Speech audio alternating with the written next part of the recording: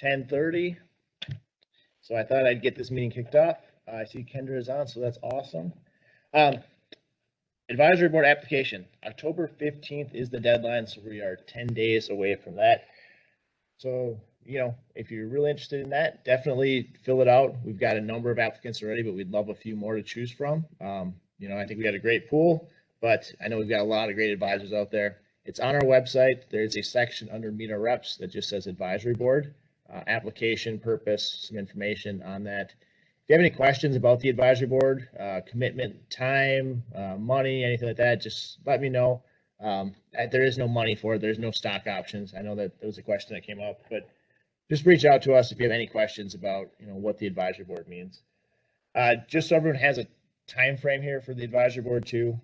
October 15th is the deadline. I'll send out an email to all the advisory board members. We'll do a little meeting about the applicants. We'll probably ask the applicants to do a 10-minute Q&A as well, so that the board can get to know you better. And then the board will actually vote in early November for our 3 spots that we have open. I think right now we have like 7 or 8 applicants out there. Just a quick trip update. We still have 120 plus people signed up for the trip, so that is awesome. Jim is going to be deducting deposits this week. Currently, if you're not vaccinated, you'll have to buy insurance to enter Costa Rica, and then regardless of vaccination status, you have to test on your way back into the U.S. So just a heads up on that. We got a lot of questions regarding vaccine requirements and things like that. That is the current state of everything regarding it. I suggest doing your own homework on it, but that's the current state of it. Then we'll try to actually schedule some pre-trip videos or meetings here in the next few weeks too. Make sure that we can all share ideas about what we want to do down there. Again, it's going to be a huge group, a little bit different group this year with the family element to this as well. All right, now this meeting today, we're going to feature Kendra Erkamaa. Kendra is an advisory board member. Last week, she was actually featured on our social media video posts. She's grown up with Hager. She actually became an advisor the same year I joined Hager, 2005. So we kind of grew up through Hager together. We talked about the concept of this at an advisory board meeting in June when she came to town. And I was just really excited about this. Kendra, there was a period where I looked anywhere and I'd find Kendra's picture. I opened up Morningstar magazine. There's Kendra. It's like, how did Kendra get in here? And I get an email from Redtail about a Redtail hero, and there's Kendra's face again. So I just thought, Kendra, how are you getting your name out there so well? And asked her to share some of the ideas that she had with everybody and how she's won these awards and then how she's marketed herself. So, Kendra, why don't you give a little background about your business first of all, you, and then we'll jump into the awards and the recognition you've received. Absolutely. Thank you, Aaron, and thanks for inviting me to share this with you because, having grown up with Hager, I'm very passionate about all of your successes and the success of Hager because when one of us, and every single one of us do better, then we all rise. So it's just really an honor to be able to share this with all of you. I took over an existing book of business from actually, Ton was one of Nick's first financial advisors when he started the firm. So my firm has been with Hager since the very beginning, and I joined his firm and then took over his book of business. For any of you that don't know, it's a rather unique story because I think I was one of the first. Now succession planning is part of what Hager does and is used to, but I feel like I was one of the first and definitely one of the youngest advisors to take over that business and really get to experience the ups and downs of it for sure. It was 100% commissions-based practice when I took over. And then I had my first child, and then I had the second child, and somewhere around the second child, I was transitioning the commission-based over to advisory-based. We have always been financial planners from the get-go. That's how I've always serviced my clients. And that's why we embrace the advisory business. And now I'm finishing up my CFP. I actually set November 8th, which vast majority of the time I say that to anyone, they go, "Oh, aren't you already a CFP?" I'm like, "That's funny." Pretty much operate one from a planning perspective. We do that holistic planning collaboratively with our clients to be able to help them maximize their potential. So I've always worked and operated in that space. It's just fun to have the designation process. So that's a little bit about me and our unique coming into the business. And by the way, the past owner owned Chocolate Stom. So if you get those delicious top chocolates, that's how they got connected with them. Some of the best chocolates in the world. He immigrated here from Holland actually, and started the business. So the awards is an interesting story because I have a client who does marketing and does marketing really well. And she's always, I brought her on to help manage my client appreciation events. That has been a flagship since the inception of my practice, is to be able to reward my clients and have very unique events to say thank you that we became known for. And I brought her on to help manage that. And she saw this opportunity to do awards. And I think from that perspective, she said, "Hey, look, this is an amazing opportunity." I go, "What? This is like, right, to have my face all over the place, that seems just kind of, I'm not that person. I'm not out there going, 'Hey, look at me, I'm amazing.' I'm a little bit more humble." Not, but she's my client and she's my colleague and friend that was helping me with marketing. She goes, "No, you are worth it. I want to see you do this." And from a client's perspective, why awards? It adds so much more credibility. I can't even tell you. After I won all of my awards, and I did a big client appreciation event, and it was actually January of 2020, right before we shut down, that I brought all of my clients together. And it was celebrating my successes, but I was celebrating their successes. So we were celebrating our successes as a whole. And my clients were just so eager and so excited to finally to say that they have an award-winning financial advisor. So for them to see me in Morningstar and Redtail, they just got so excited and started talking to other people that they knew about how awesome their advisor was, that she's won all of these awards, that you really should go. And it can be that next little catalyst in your whole marketing book. That being said, I only came about it because I did the right thing from the very beginning. And I also know my story and my unique position too, as being, my dad immigrated here from China, by the way. So technically, I'm a minority female owning a business in this industry, which is a unique story within itself.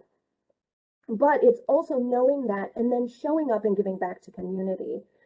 Giving back has always been a passion of ours. I've served with the National Association of Women Business Owners on many different committees, and then as president of our local chapter of a nationwide organization.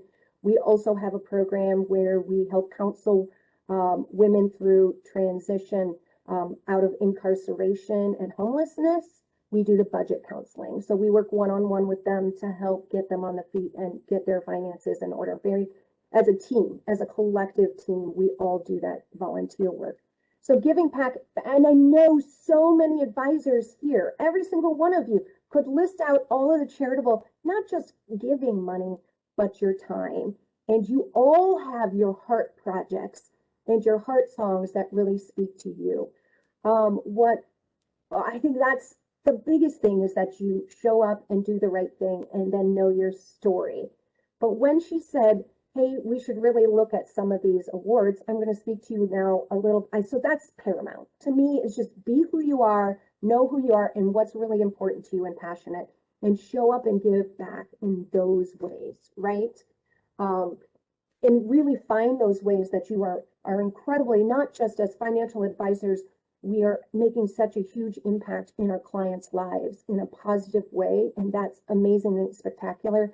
We're also shepherds of their wealth and stewards of the wealth. We also have that stake in our community as well. So being able to cultivate that community and really finding your own niche and your own story and really enhancing that, I think, and in your give back and in everything you do. I think that intentionality goes a long way when you start looking at this. So like I said, I had a champion, someone who said, "You're worth this, Kendra, we're going to go for it."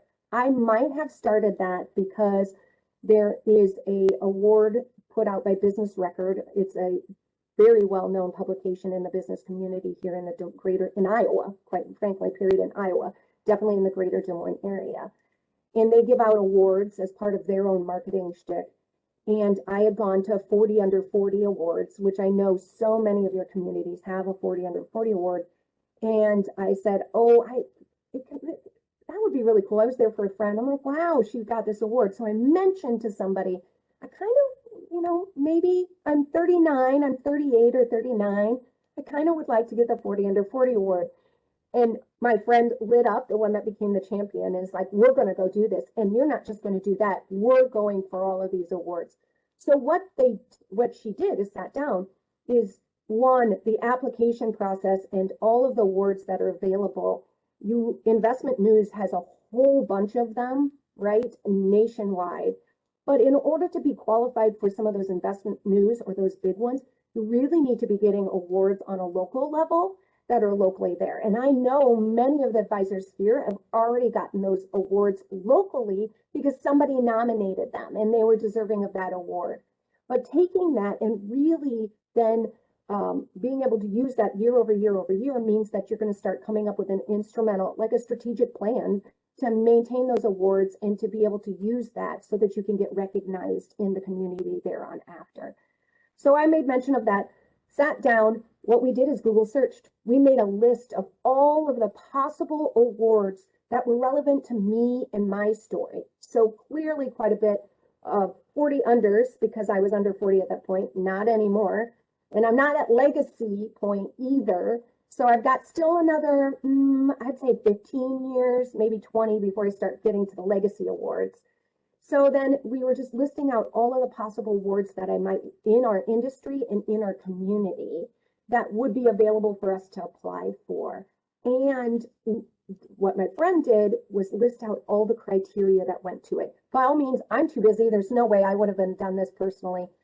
But they looked at all the criteria and then decided which ones I should be applying for.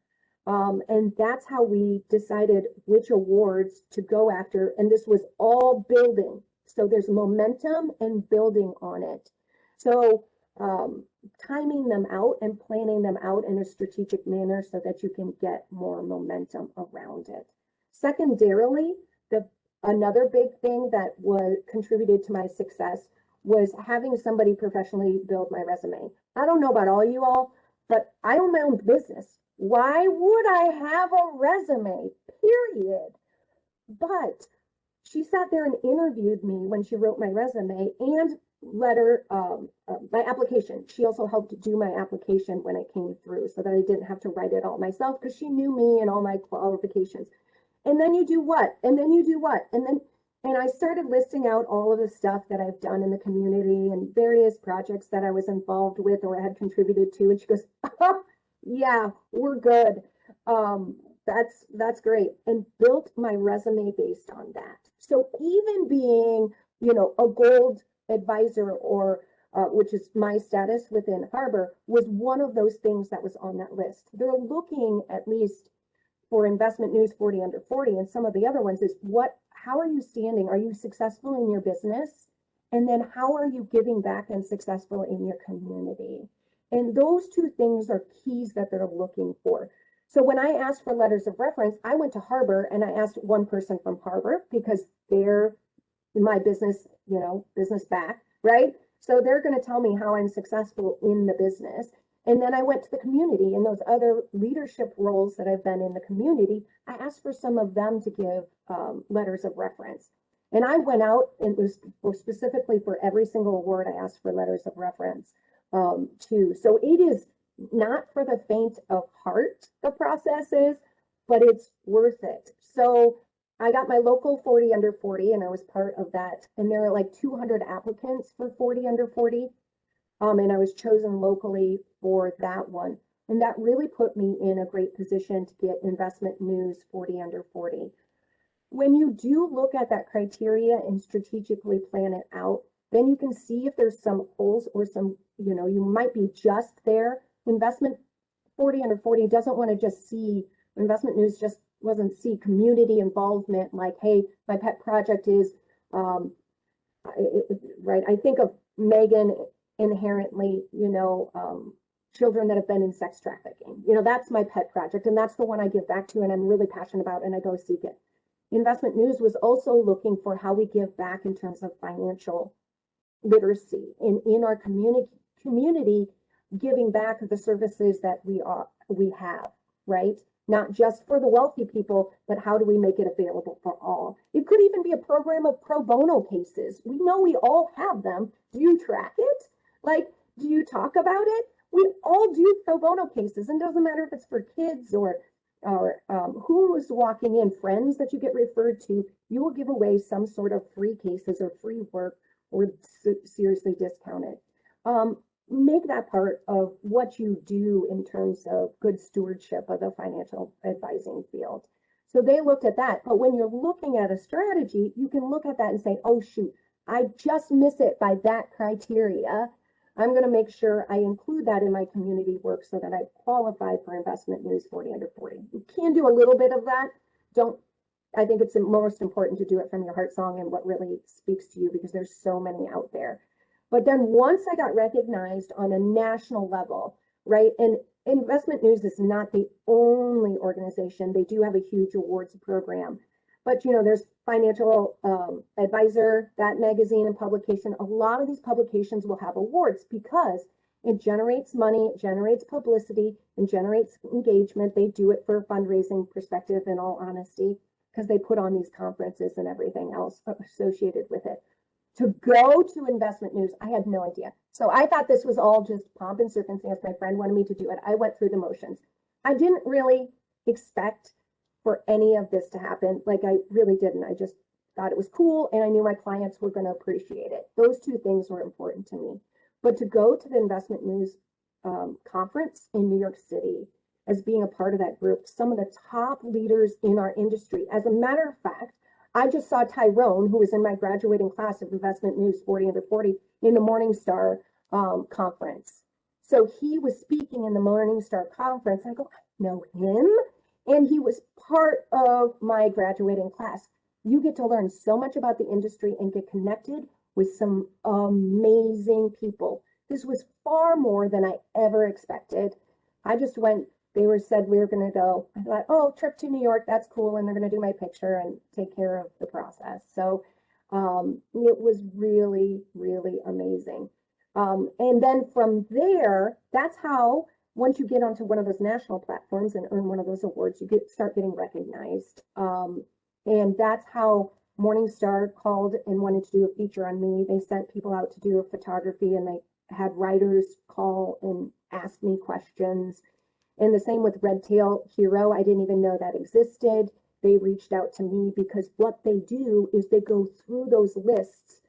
I'm going to say Investment News because it's the only one I've ever gotten.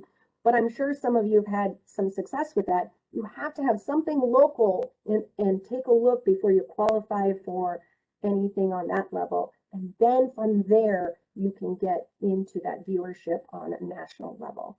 And there's more to it. There are people that specialize in awards. When you look at some of the top advisors or the big firms out there that have Barron's 500 Wealth Manager of the Year, and how do you get those? How do they get those? They start here. They start local, they go to national recognition, and then they intentionally have to know they're on the radar and apply for them, is what you have to do, and come up with a plan, not unlike planning someone's financial plan. It's like the same thing for awards.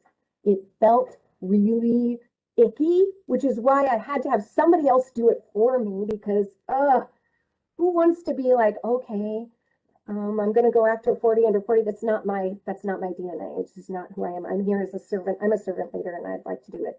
But the opportunities and the benefits are amazing. So I've really enjoyed it. And I would really love to see, and this is why it's like a little pet project of mine. I came back and I was bouncing and excited to go back to Harvard. I'm like, Harvard, you need to help people build their resumes. I want more award-winning advisors at Harbor. Like I want to be, yeah, I'm with a broker dealer and we have so many awards. You've won Broker Dealer of the Year numerous times from Investment News. Wasn't it Investment News?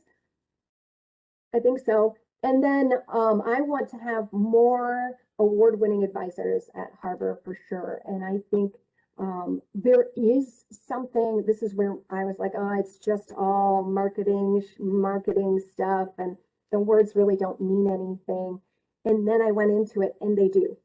Not everybody gets selected for them. The selection process is serious and rigorous. So that's why I say you need to be intentional with it, because I've seen people not get it, right? And the opportunities and privilege to be a part of it is worth it. And I believe that many of you are doing the work within the industry and doing the work with within your community to be able to qualify if you just put a little intentionality with it. That and being in leadership positions, I think really is important. So when you step up and say, yes, I want to be able to lead my industry, and yes, I want to give back, that's another thing completely. So, Aaron, we need to look at some of those board members as potential candidates for some different awards coming up.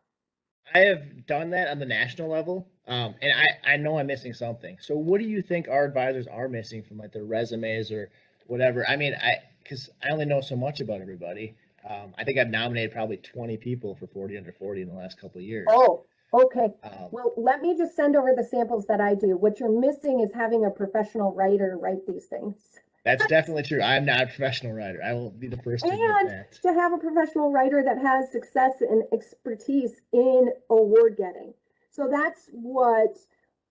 I mean, from my application and my resume, I think that's key because you need to be able to know and understand what are their criteria and then how do you highlight it. So I think, Aaron, it would be even hiring somebody like Harbor could hire someone ad hoc for these different things. That's what Morningstar did to me and Redtail. They actually hired writers to call and interview me. And they would ask me questions and get my story out of me. The same thing was true when my team, my friend who decided she wanted to nominate me for all of these awards, then had her friend, who also knows me, do the writing. And that's what she goes, we're not writing this ourselves. We need Pam to be in this. And so Pam interviewed me. So tell me about this. And how did you do this? So she knew me. And then when I was nominated, Cherish wrote my nominations, then Pam would help me write my application. And I think, Aaron, I'm happy to refer that writer to you. She might be able to at least give you a recipe on how to write those letters of reference.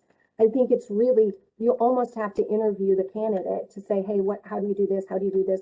Get some of those meaty things. And then it's like applying for a job, the resume, I can even share you guys, I can share my resume with you. I don't mind. She put pictures of me in my resume. Like, not my, hi, well, yes, headshot. Yeah. Hi, my headshot. Oh, there's Kendra with her family. Oh, there's Kendra in her community. Oh, there's Kendra here. And then listed everything out. So it's a serious process to be able to get the awards. I think, Aaron, it is really about engaging somebody who knows the process and is able to write that in an expert way. I agree 100%. The other thing that you mentioned, I think a lot of people lack is a champion. I know like the champion kind of fell in your lap, but how would you recommend people finding that champion in their own lives to help them be their own cheerleader? Because I think all of us are terrible at that. Right. I totally agree, Aaron. And you know what has worked really well for me? I think champions are incredible in your world. For me, I show up and I do hard work every single day, but I also have a community and network. So I go and show up with my Nabo sisters, and I also show up at Harbor and with board members, and there are people that you're going to connect with that you're friends with. And then you go, it's a community to me of finding your community that are about that are committed to supporting and championing each other. So seriously, my Nabo sisters in that organization, if I was to say any of them, I think I might want to do 40 under 40, then what? Yes, you totally deserve this. They will step up and say, yes, I'm going to do it. So it's about finding those places and communities where that is the way, that's what you do. If not, create that community. There is, and you can create it. There's a financial advisor in my community who's created WOW, Women of Worth. And she decided, and it was kind of marketing, but more give back to the community. She decided that there needed to be a networking group of women that supported each other in worthiness. And so she created that community, created a luncheon. And every single month there's a luncheon and there's a speaker. And now there's a magazine that's associated with it. It's totally taken its own beast. You don't have to take it that far. But, you know, it is about finding those people that you click with, that you develop those relationships over time so that when they know you and they know that you, and I honestly say it, I'm like, yeah, I can't do this alone. You know, I really need somebody to support. And I think I walked away, and it's showing up as champions for others and then asking for others to be champions for you. So it's doing both. I walked away from conference this year with at least two new champions on my team that I then called afterwards and asked if we could get together and chat. And we have a lot in common. So reaching up and developing those relationships, just like you do with clients, you're going to do that with your people that you need to have in your support network and those that you're going to champion and support thereafter. I also walked away with conference contacts of those people, and I reached out to them proactively to say, hey, I love what you're doing. Let me know how I can help. So, I mean, I've said that and I've done it, and I would do it. Any one of you who I personally know and have relationships, anybody on the board, if they were going to go after an award, I would be there. I would write them a letter of reference. I'd interview them. I'd do it in a heartbeat because it makes such a big difference. I just need to be given 4 weeks time to develop it. That's Yeah. the whole thing. Sometimes you have to, that's the whole thing about awards, plan it out, because to get your letters of reference, they're going to be, people want to do it, but it's going to be low on the priority list. So sometimes it's even having that writer call them and interview them and write their letter of reference for them.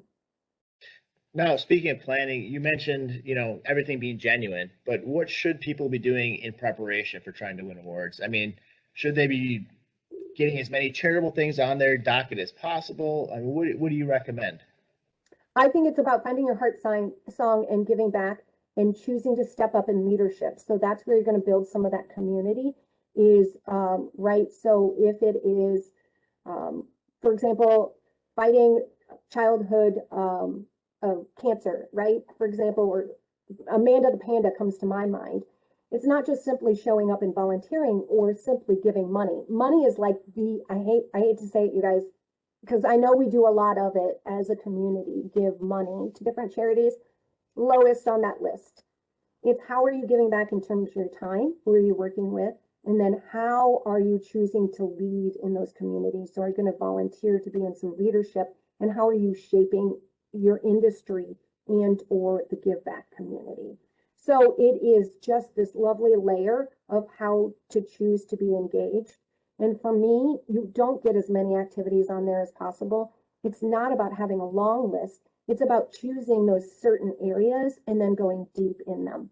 I think as financial advisors and financial planners in our communities, giving back some way in terms of services to support others that aren't. It could be volunteering with the Jumpstart program and doing financial literacy for children, right? It's about underserved populations or areas where people need that financial literacy. Giving back in some way, shape, or form in that regard will give you that area of focus. So I did a Girl Scouts, I've done several badge work. I've done Money Smart Week with the Girl Scouts and done a Scout night around financial literacy. Like we've just done so much over the years, not all at once either. It's all about finding those that you can consistently stick with over time. In fact, is what I would say gives you even more credibility. Not that you do this and then this, then this, then this, but that you give back consistently over time. So the investment news 40 under 40, obviously you mentioned it's like the best of the best in the industry. How do you think you separated yourself from the pack for the 40 under 40 for investment news? Well, so there's only so much I could do for that, Aaron. some of it was the simple fact that they were looking for diversity inclusion, and I'm a young woman who's half Chinese, which makes a great story. But it's not just that, because it's not just that. There's a diverse amount of recipients. I think it is about choosing to not take the path of not take the path of least resistance, to take the path that's not traveled by, right? And really staying committed. I mean, people say to me all the time that, you know, I'm crazy and do way too much. Maybe that's my husband, but um, but I think part of it is willing to do those things in the community, willing to step up in leadership, and then having a clear vision on why. Why are you doing it? You really doing it to get to awards? No.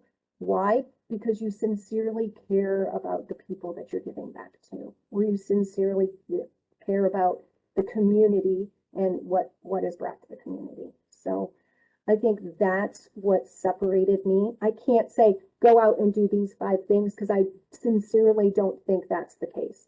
I think it was serendipitous that I got a champion, but not really. She was instrumentally a part. She, by the way, I found through my National Association of Women's Business Owners. By the way, they take males too, FYI.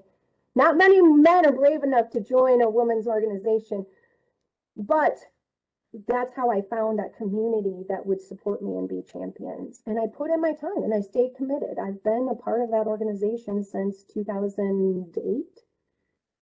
So I had been committed to it and stayed committed to my passion projects as well, and don't give up through the ups and downs. Our budget counseling with Beacon has definitely undergone at least 4 different administrators there. They will fall off completely and they'll never talk to us until we start knocking on the door and say, hey, we would really like to help these women get their financial picture in order. Oh yeah, that's right. Because just like the people going through it, the organization has the same ups and downs. It's super fascinating and very interesting to me to watch, and gives me a ton of perspective.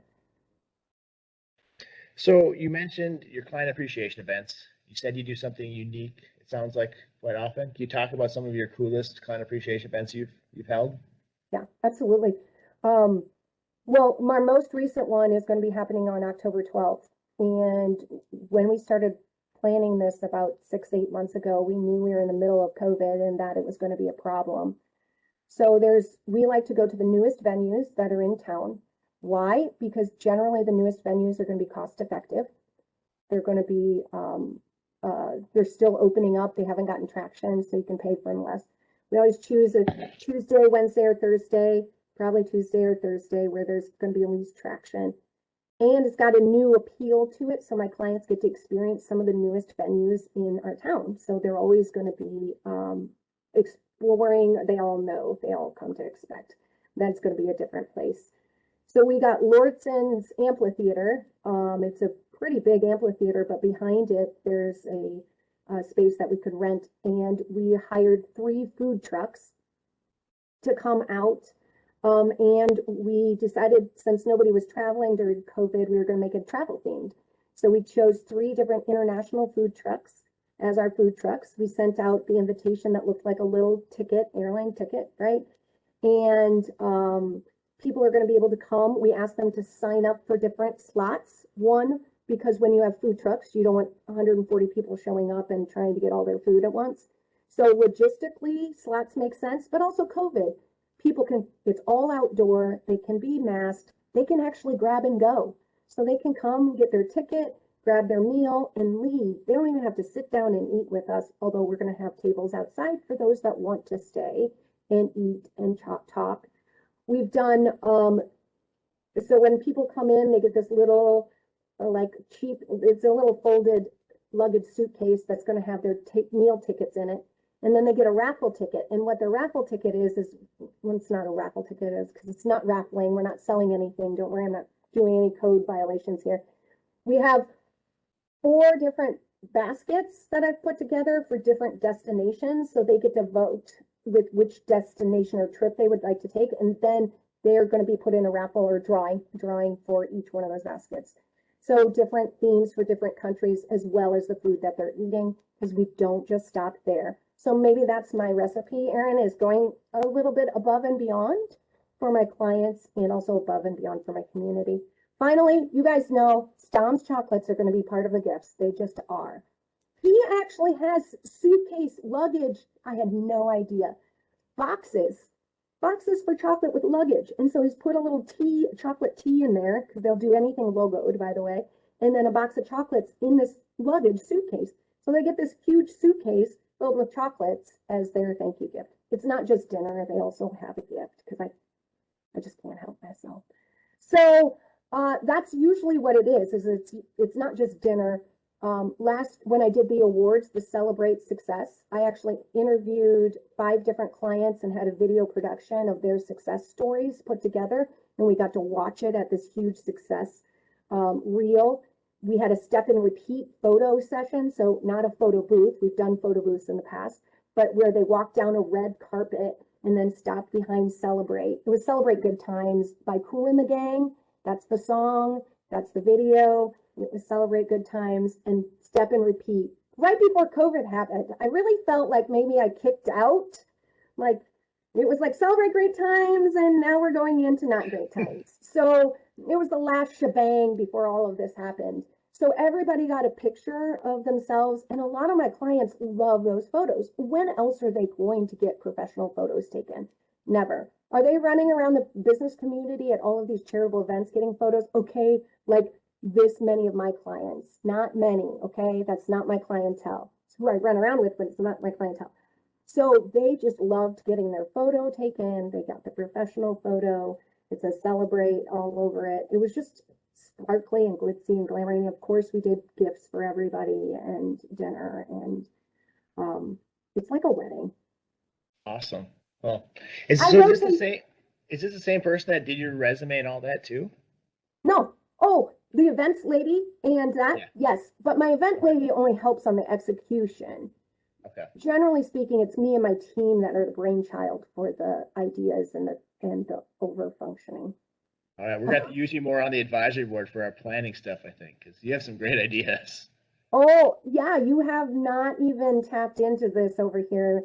If I wasn't quite as tapped out time-wise, give me just a few more months and then I'll be there for you. But yeah, Awesome. I've got a ton, and it's a blast. That being said, I did come from the event planning space prior to being a financial advisor, so I don't like executing on it, but it's really fun to do those events and make them extra special for the people attending.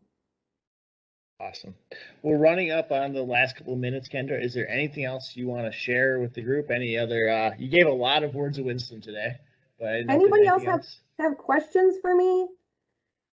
I mean, I just didn't even know this whole machine existed out there. But once you get into the feeder and pipeline, it just really takes off from there. Trust me, my champions like Kendra, what's our next award? We need to get on this. So Yeah. it's really great to have those people in your team, for sure. Mhm. Someone wants to know what you ate for breakfast since you have so much energy. I only bring it to you guys. An egg and some tomatoes. The best part is that question came from somebody that just filled out their advisory board application, and their energy on that advisory board application was like, wow. So they thought So that. I might run off to them. I only reserve this for really talking to you guys and giving presentations and speaking about my passion and my heart song. I can get really jazzed up when I get to talk about those things that are important to me. But you know, when I sit on the advisory board, I half the time bring my mediator hat to the advisory board, just FYI. Like, We got a lot of personalities that have a lot of energy on the advisory so board. many amazing personalities. I love how different everybody at Harbor is, and I love to sit back and take it in, and be that neutral. But when you ask me about my heart song and what gets me fired up and passionate, it's the work I do. I mean, seriously, I am grateful every single day to be able to live my purpose. Like That's it. And that's what I bring to all of my clients and all my community work, is to help everyone to be the best version of themselves. So that's my calling. Awesome. Well, I don't see any other questions popping through, Kendra. I thank you for taking time out of your day today and sharing your insights with us. It was a energy-filled presentation, and it was a lot of information, so I really appreciate that. Yep, anytime. Just let me know. All right, well, I think we'll end the call here today. And thanks to Kendra for being such a big part of it. And we look forward to seeing everybody next week. Thanks. All right, take care. You should hear me talk about Social Security. Next I time. get, Lindsay's laughing at that comment. I get just as excited about Social Security. Why not? Whatever you're passionate about, that's all that matters. Well, if you want to talk about the future of it's the policy according to it and what's available for it to be sustainable going forward. But yeah. So thanks for having me, Erin. Awesome. Thanks for having us, Kendra, because I mean, you did all the talking, so that was awesome. Thank you. Well, I hope it was valuable to somebody somewhere. I got a page of notes right here, so. Good. Well, let me know if you want notes. to talk to Pam at all. I'm sure she would definitely do that. I think we'd like that, because like I said, I've nominated a few people, but I'm not a writer. I need help getting people nominated. Because we have a lot of great advisors out there, and we have a lot of people that should be winning some awards. So. And I'm happy to even help in that regard too. So awesome. Well, thank you so much, Kendra. All right. Have a good one. Take care. Bye.